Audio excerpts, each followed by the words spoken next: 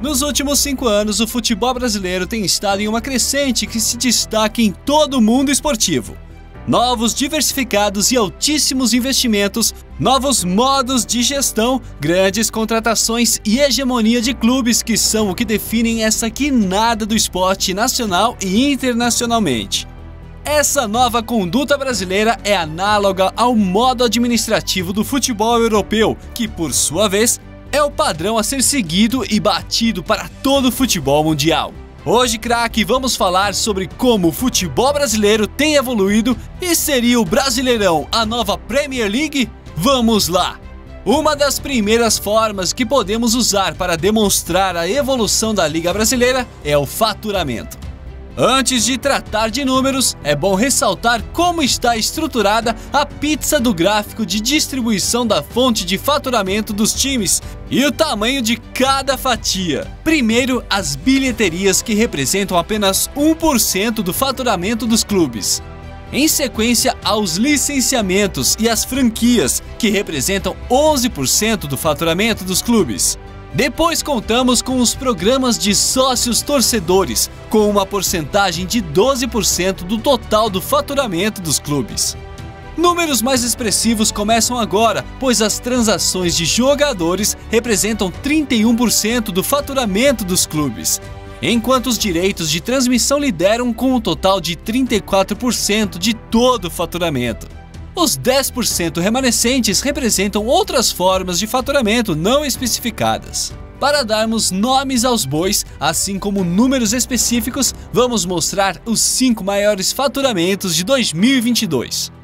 O primeiro é o Flamengo, que contou com um faturamento de 1 bilhão e 82 milhões. O segundo é o Palmeiras, com 910 milhões. Em terceiro, o Atlético Mineiro, com 757 milhões. E na sequência, o quarto lugar é o Corinthians, com 502 milhões. Por fim, o quinto time é o Grêmio, com 498 milhões.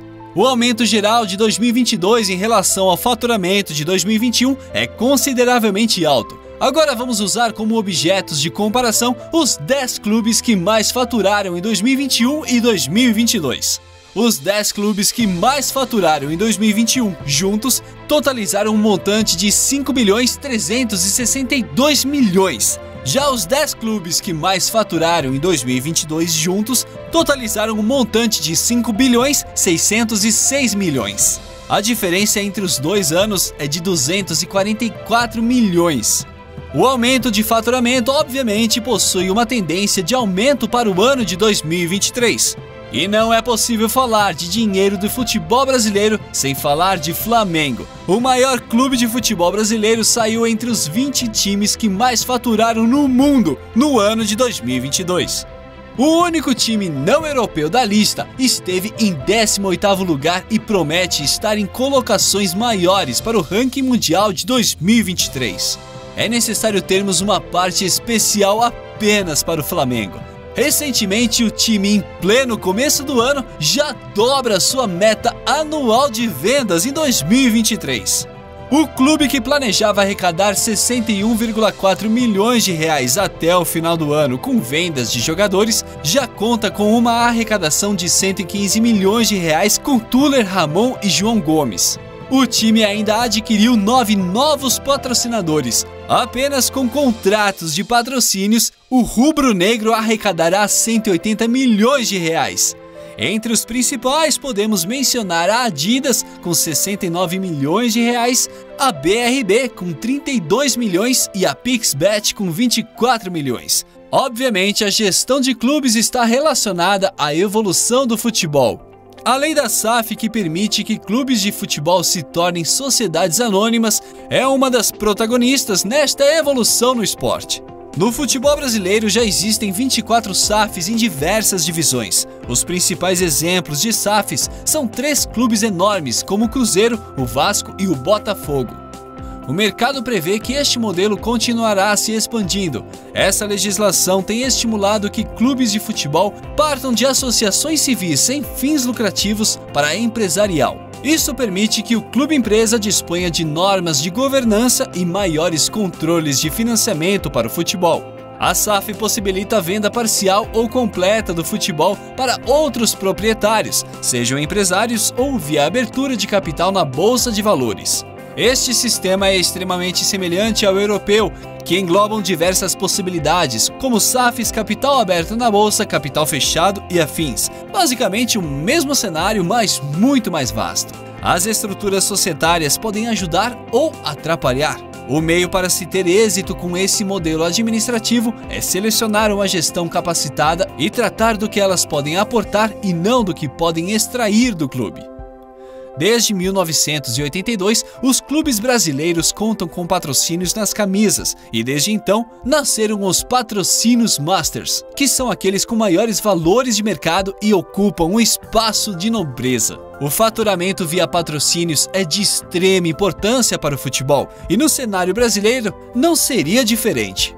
Um exemplo extremamente marcante é o acordo do Palmeiras e Crefisa, que renovaram o acordo até o fim de 2024. Essa aliança prevê o pagamento de 81 milhões de reais pelo grande Crefisa no peito dos jogadores, sem contar por bonificações via metas e propriedades de marketing, porque se contarmos estes dois últimos fatores, os valores chegariam a 120 milhões de reais.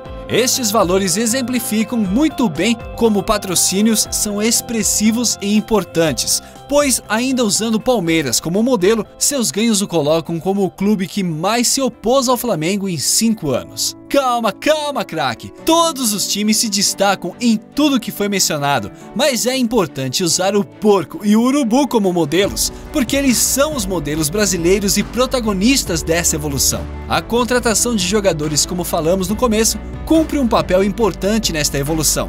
Jogadores importantes da elite do futebol, isto é, a Europa, já foram cogitados para o Brasil. Quem não lembra dos fortes rumores de Cavani no Corinthians? Ou o regresso de jogadores como William e Hulk ao futebol brasileiro? Recentemente, o que era impensável aconteceu. A transação mais renomada dos últimos anos aconteceu entre o jogador Luis Suárez, um ícone uruguaio e internacional do futebol. O contrato, que se estende até 2024 e mesmo que a princípio os gaúchos não tenham tido custos iniciais, eles precisarão desembolsar 24 milhões anuais para o atacante. Os valores movimentados pelas vendas e compras de jogadores não aumentam apenas a receita dos times como um todo, mas também interferem na imagem publicitária do time. Afinal, que marca não gostaria de atrelar sua imagem a grandes esportistas do esporte mais popular do país? Craque, este foi o seu guia para entender como o futebol está se revolucionando no Brasil. Mas mesmo assim, esse crescimento pode significar a hegemonia de alguns times e não um equilíbrio, que é o que já vem acontecendo. É necessária atenção, manifestação e participação das torcidas em toda esta evolução. Afinal, o futebol obrigatoriamente precisa continuar popular e disputado.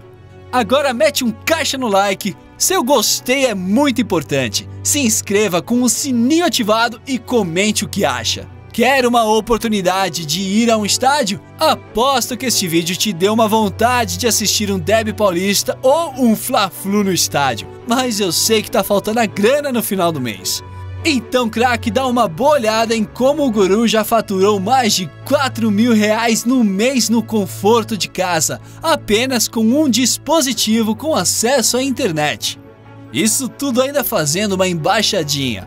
Esse é o método home office lucrativo, que pode te levar a parcerias com grandes empresas como Google, Facebook e Netflix. Se torne um especialista na nova profissão do futuro. Link na descrição.